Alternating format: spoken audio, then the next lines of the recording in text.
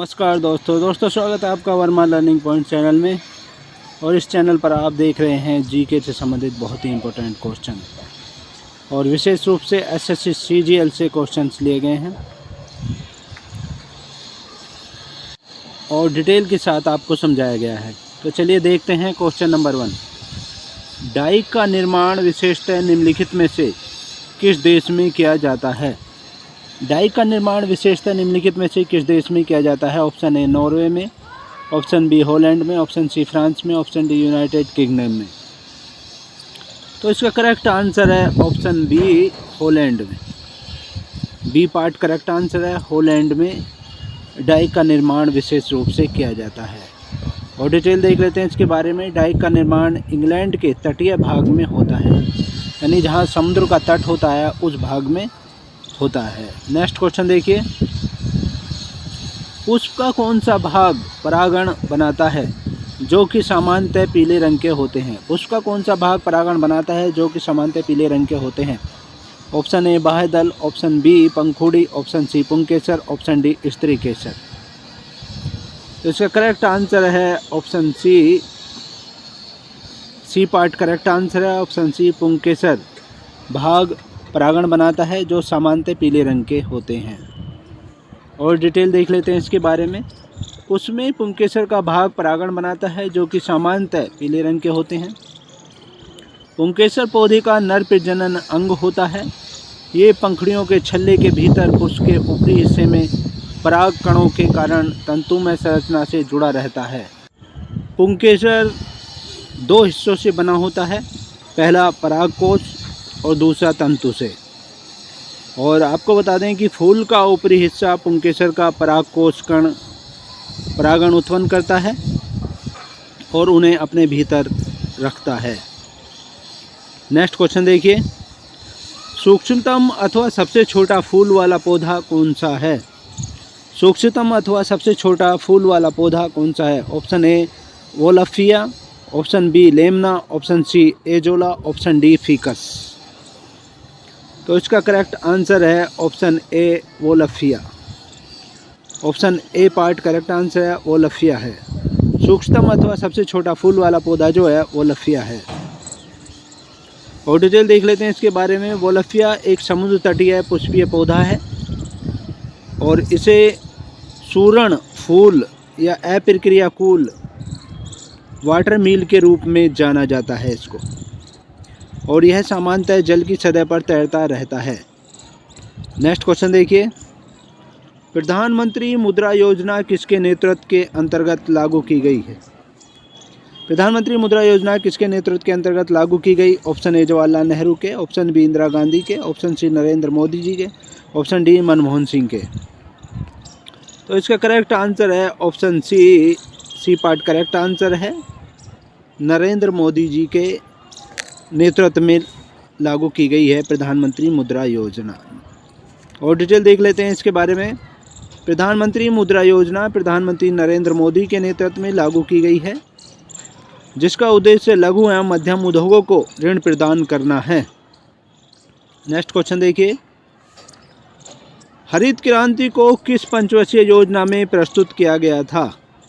हरित क्रांति को किस पंचवर्षीय योजना में प्रस्तुत किया गया था? ऑप्शन ए 7वीं में, ऑप्शन बी 5वीं में, ऑप्शन सी 2री में, ऑप्शन डी 3री में। तो इसका करेक्ट आंसर है ऑप्शन डी 3री में। डी पार्ट करेक्ट आंसर है। 3री पंचवर्षीय योजना में हरित क्रांति को प्रस्तुत किया गया था। और डिटेल देख लेते हैं इसके बारे में। भारत में 1960 के दशक में हरित क्रांति की शुरुआत किसने की थी? एम.एस. स्वामीनाथन द्वारा की गई थी। हरित क्रांति की शुरुआत जो की गई थी एम.एस. स्वामीनाथन द्वारा की गई थी और इसे 3री पंचवर्षीय योजना में लागू किया गया था। नेक्स्ट क्वेश्चन देखिए। इनमें से कौन भारतीय अर्थव्यवस्था के द्वितीय क्षेत्र के अंतर्गत आता है? इनमें से कौन भारतीय अर्थव्यवस्था के द्वितीय क्षेत्र के अंतर्गत आता है? ऑप्शन ए कपड़ा उद्योग, ऑप्शन बी वस्तुओं का परिवहन, ऑप्शन सी कपास उत्पादन, ऑप्शन डी बैंकिंग। तो इसका करेक्ट आंसर है ऑप्शन ए कपड़ा उद्योग। कपड़ा उद्योग भारतीय अर्थव्यवस्था के द्वितीय क्षेत्र के अंतर्गत आता है। नेक्स्ट क्वेश्चन देखिए और डिटेल देख लेते हैं इसके बारे में। अर्थव्यवस्था के द्वितीय क्षेत्र के अंतर्गत विनिर्माण क्षेत्र आता है और यह प्राथमिक क्षेत्र से कच्चा माल लेकर उन्हें उत्पाद में परिवर्तित करता है, जैसे कपड़ा, स्टील और लोहा आदि। नेक्स्ट क्वेश्चन देखिए, मौसमी बेरोजगारी क्या है? मौसमी बेरोजगारी क्या है? ऑप्शन ए, ऐसी बेरोजगारी जिसे सामान्यतः शहरी क्षेत्रों में देखा जाता है। ऑप्शन बी, ऐसी बेरोजगारी जिसमें लोग वर्ष के कुछ समय नौकरी नहीं ढूंढ पाते। ऑप्शन सी, ऐसा रोजगार जिसके अंतर्गत लोग वर्ष में नौकरी ढूंढ पाते हैं। ऑप्शन डी, इनमें से कोई नहीं। तो इसका करेक्ट आंसर है option B. B part correct answer है।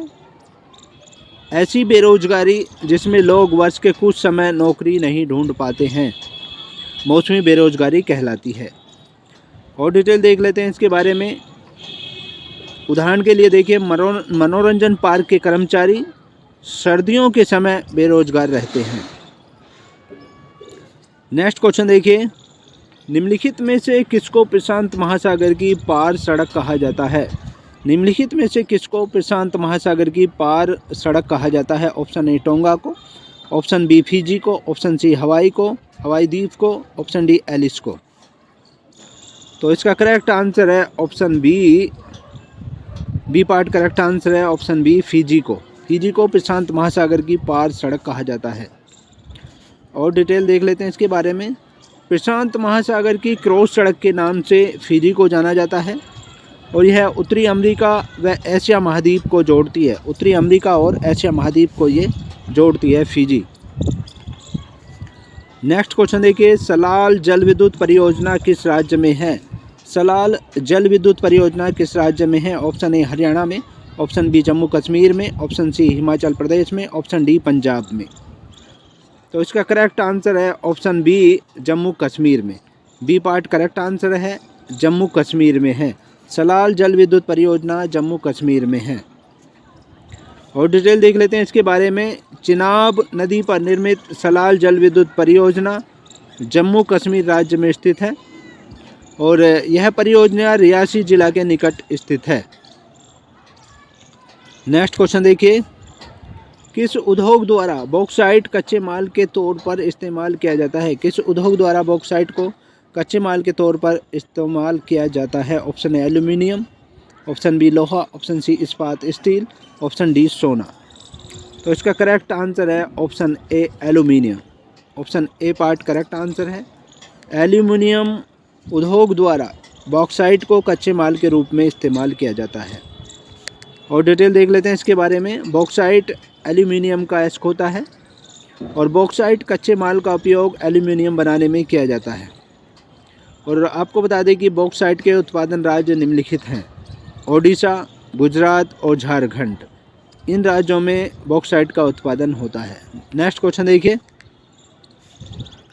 निम्नलिखित में से किसने पहली बार 1935 में संविधान सभा बनाने का सुझाव दिया था?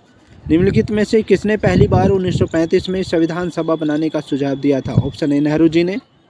ऑप्शन बी, गांधी जी ने। ऑप्शन सी, जयप्रकाश नारायण ने। Option D, M.N. राय ने। तो इसका करेक्ट आंसर है ऑप्शन डी, M.N. राय ने। डी पार्ट करेक्ट आंसर है। M.N. राय ने पहली बार 1935 में ही संविधान सभा बनाने का सुझाव दिया था। और डिटेल देख लेते हैं इसके बारे में। संविधान सभा के प्रतिपादन का विचार सर्वप्रथम M.N. राय ने दिया था और 1935 में भारतीय राष्ट्रीय कांग्रेस के द्वारा संविधान सभा की मांग रखी गई थी। और भारतीय संविधान के बारे में G.S. ऑस्टिन ने कहा था कि संविधान सभा कांग्रेस थी और कांग्रेस भारत था। ये G.S. ऑस्टिन ने कहा था कि संविधान सभा कांग्रेस थी और कांग्रेस भारत था। नेक्स्ट क्वेश्चन देखिए, राष्ट्रपति अपने पद से त्यागपत्र देना चाहें तो वो किसे देगा? राष्ट्रपति महोदय यदि अपने पद से त्यागपत्र देना चाहेंगे तो वो किसे देंगे? ऑप्शन ए, लोकसभा अध्यक्ष को। ऑप्शन बी, प्रधानमंत्री को। ऑप्शन सी, उपराष्ट्रपति को। ऑप्शन डी, भारत का मुख्य न्यायाधीश को। तो इसका सी पार्ट करेक्ट आंसर है, उपराष्ट्रपति महोदय को। सी पार्ट करेक्ट आंसर है। राष्ट्रपति अपना त्यागपत्र उपराष्ट्रपति को देना चाहेंगे, देंगे। और आपको बता दें कि अनुच्छेद 56 के अनुसार, संविधान के अनुच्छेद 56 के अनुसार राष्ट्रपति अपना त्यागपत्र उपराष्ट्रपति को सौंप सकता है। नेक्स्ट क्वेश्चन देखिए, संविधान के किस अनुच्छेद के अंतर्गत अनुसूचित जातियों एवं अनुसूचित जनजातियों के बारे में आरक्षण का प्रावधान किया गया है? संविधान के किस अनुच्छेद के अंतर्गत अनुसूचित जातियों एवं अनुसूचित जनजातियों के बारे में आरक्षण का प्रावधान किया गया है? ऑप्शन ए अनुच्छेद 375, ऑप्शन बी अनुच्छेद 315, ऑप्शन सी अनुच्छेद 335, ऑप्शन डी अनुच्छेद 365। तो इसका करेक्ट आंसर है अनुच्छेद 335।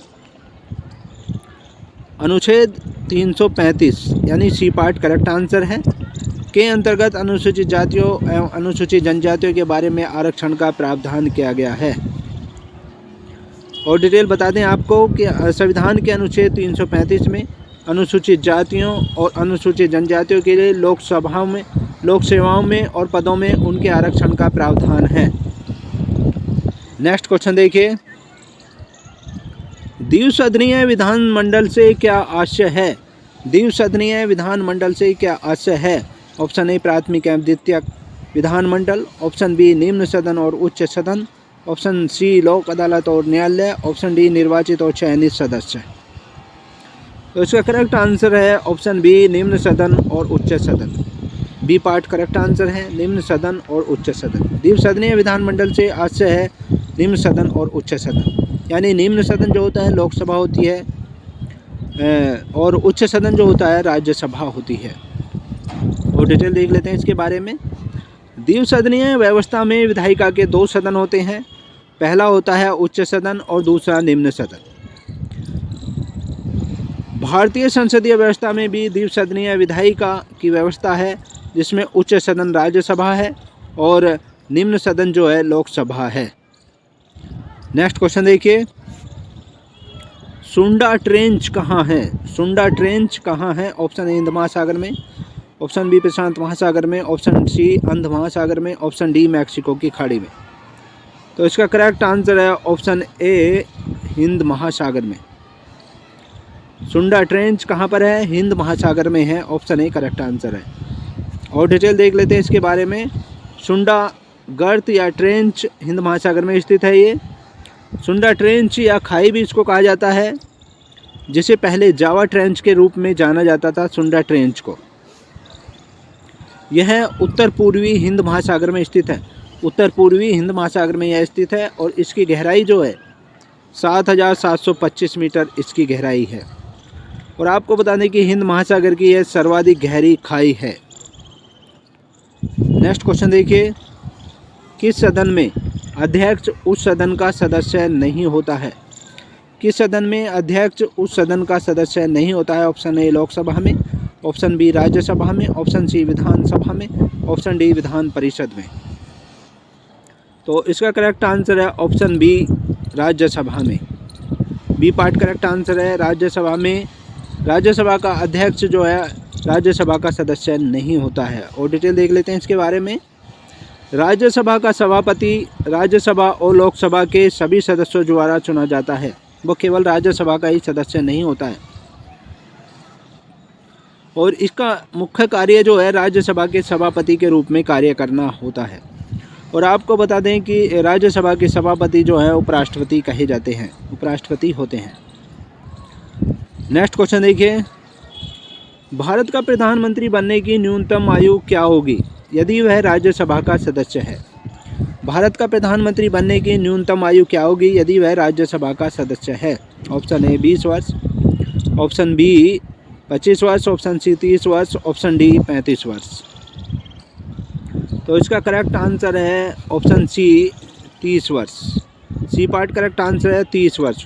प्रधानमंत्री बनने की न्यूनतम आयु यदि वह राज्यसभा का सदस्य है तो 30 वर्ष होगी, क्योंकि राज्यसभा का सदस्य बनने के लिए 30 वर्ष की आयु न्यूनतम आयु है। और यदि लोकसभा का सदस्य प्रधानमंत्री बनता है तो उसकी कम से कम आयु 25 वर्ष होती है। और डिटेल देख लेते हैं इसके बारे में। भारत का प्रधानमंत्री किसी भी सदन का सदस्य हो सकता है। यदि वह राज्यसभा से है तो उसकी आयु कम से कम 30 वर्ष है, और यदि वह लोकसभा से है तो उसकी आयु कम से कम 25 वर्ष होनी चाहिए। नेक्स्ट क्वेश्चन देखिए, नगर प्रशासन का कौन सा प्रकार छोटे शहरी क्षेत्रों का नियंत्रण करता है? नगर प्रशासन का कौन सा प्रकार छोटे शहरी क्षेत्रों का नियंत्रण करता है? ऑप्शन ए नगर पंचायत, ऑप्शन बी नगर पालिका परिषद, ऑप्शन सी नगर निगम, ऑप्शन डी कोई विकल्प सही नहीं है। तो इसका करेक्ट आंसर है ऑप्शन बी नगर पालिका परिषद। बी पार्ट करेक्ट आंसर है नगर पालिका परिषद। नगर प्रशासन का छोटे शहरी क्षेत्रों का नियंत्रण करती है ये। और डिटेल बता देते हैं इसके बारे में। शहरी निकायों के त्रिस्तरीय प्रणाली में शहरी निकायों की 3 स्तरीय प्रणाली है। पहला है नगर पंचायत, ऐसे ग्रामीण क्षेत्रों के लिए होते हैं जो नगर में परिवर्तित हो रहे हैं।